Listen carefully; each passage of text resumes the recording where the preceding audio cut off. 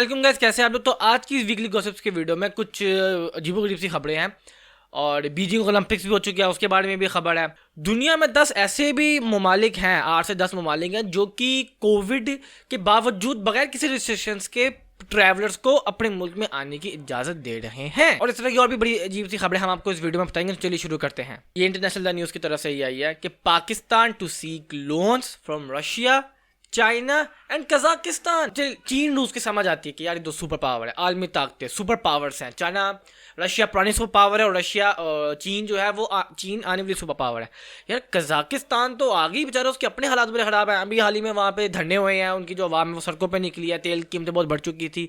हमने कजाकिस्तान से लोन लिया हुआ है। पाकिस्तान का प्लान ये है कि वो $3 अरब चीन से लेगा और वो $3 अरब चले जाएगा सी पैक के अंदर। तो अब आपको पता है चाइना जो है ना वो बड़ा कैलकुलेटेड कंट्री है। वो इस तरह हमारे कर्जे को रखता है कि हमारे ऊपर बोझ भी नहीं पड़ता और कर्जा भी निकल जाता है, पता भी नहीं चलता, और बोझ भी नहीं पड़ता। बहुत दफ़ा ऐसे हो चुका है।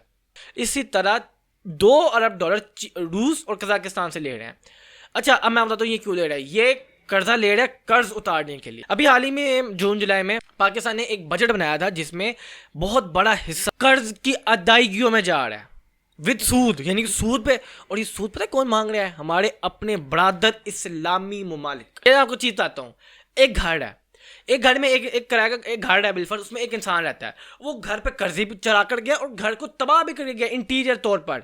घर का फर्नीचर टूटा हुआ है, घर की दीवारें टूटी हुई है, घर का जमीन टूटा हुआ है, घर का फ्लश टूटा हुआ है, घर का फलान टूटा हुआ है। अब कोई नया आता है, पहले कहता है ये घर की कीमत दो मुझे, वो घर की कीमत देता है।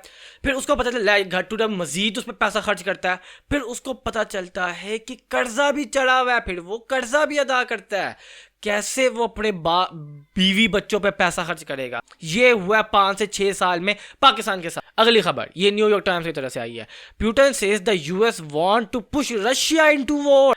पुतिन ये कह रहे हैं कि अमेरिका चाहता है कि रशिया जंग में जाए, रशिया नहीं चाहता कि वो जंग में जाए। जी जो बैडन साहब पकड़ो अपनी ये स्टेटमेंट, जो आपने यूक्रेन और जर्मनी में इतनी फौज खड़ी की हुई है। जो है वो इस टाइम रूस के ऊपर सैंक्शन से लगा रहा है।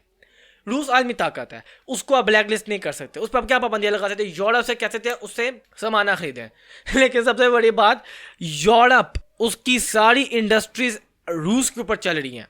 गैस, पेट्रोल, कुकिंग ऑयल रूस पे निसार करता है, वो तो बंद हो जाएगा, ठप हो जाएगा, जीरो हो जाएगा वो।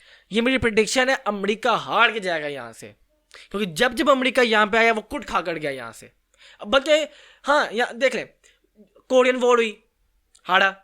वियतनाम वॉर हुई, बेइज्जत होकर निकला। ये भी अफगानिस्तान से बेइज्जत होकर निकला, अभी पिछले साल की बात है, 15 अगस्त 2021 को। ये भी बेइज्जत होकर निकला ये अमेरिका। बेसिस भी नहीं, ना पाकिस्तान ने दिया ना सेंट्रल एशिया ने उसको बेसिस दिया। इंडिया बुत बन के बैठा रहा है वहां पे, तो बड़ी बुरा फैटा पड़ा है अमेरिका को। चाइना, अगली खबर है, China Russia coordinated position on Ukraine. अच्छा, यहाँ पे रूस और चीन अब ये हो गए हैं, एक हो गए हैं, यानी कि अब चीन को क्या पड़ी हुई है? ये होती है इंटरनेशनल पॉलिटिक्स, जिसको आप IR कहते हैं। चीन क्यों आया हुआ? चीन को पता है कि अमेरिका यहाँ पे आया हुआ है, उसने सारी बात है, वो खाली रूस पे तो अटैक नहीं करेगा, वो चीन पे भी अटैक करेगा।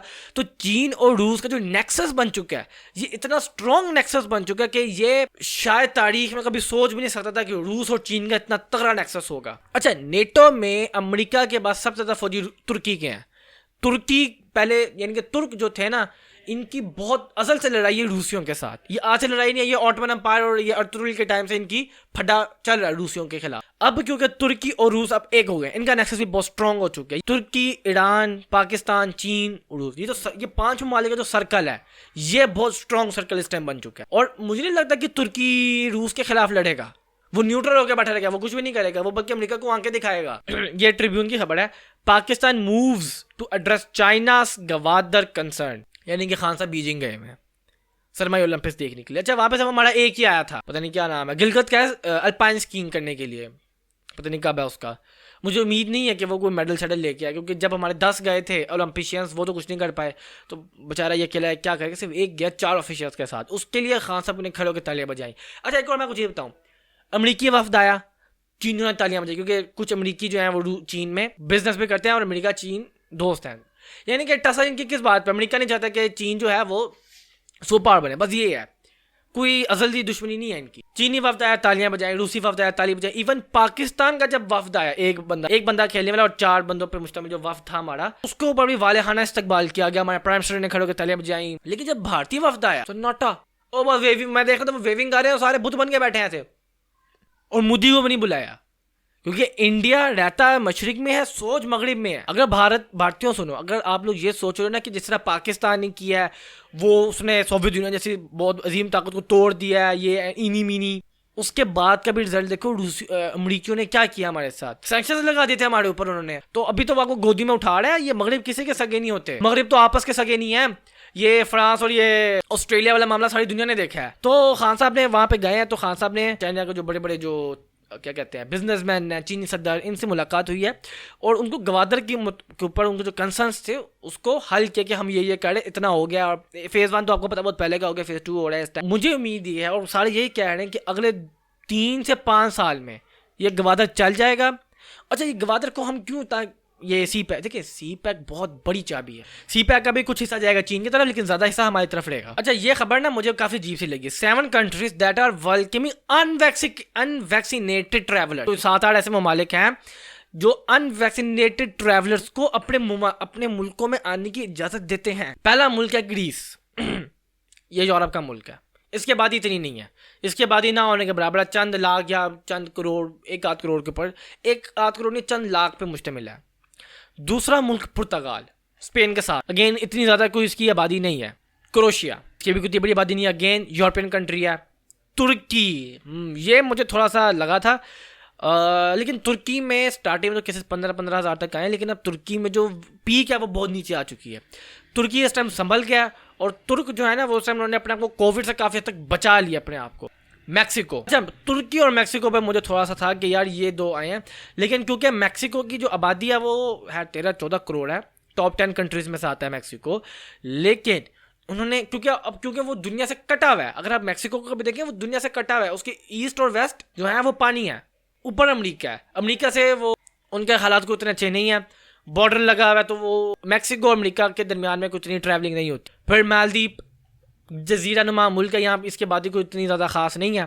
कोस्टा रिका अमेरिकन कंट्री है, नॉर्थ अमेरिकन कंट्री है, जो कि मैक्सिको, अगर आपने कभी दोनों अमेरिका को देखा ना, नॉर्थ और साउथ, तो एक पट्टी छोटी सी आती है जो कि साउथ और नॉर्थ को जोड़ती है। तो ये छोटी सी पट्टी है ना, जिसमें होंडुरास है, सल्वाडोर है, यहाँ पे कोस्टा रिका भी आता है। अगेन इसकी कोई इतनी ज़्यादा आबादी नहीं है। तो ये वो थे 5-8 ममालिक जहाँ पे कोविड के केसेस, जहाँ पे अनवैक्सीनेटेड को भी बुला लिया जा सकता है। तो अगर आपको मेरी वीडियो पसंद है तो लाइक, शेयर, कमेंट, सब्सक्राइब कर दीजिएगा। मैं मिलता हूं आपको अपनी अगली वीडियो में, तब तक के लिए अलविदा। डाउट वाउट इनके दिए इन्हें मोड़ के, bow down I'm the king of the whole shit। आऊं जाऊं round town with the dope chick, करते थे याऊं अब नहीं वो बोलते, करता रहे ground pound बजते हैं चौक पे, दम लगा आऊं साउंड तभी तो भी टॉक्सिक, बेबी तेरी टॉक्सिक।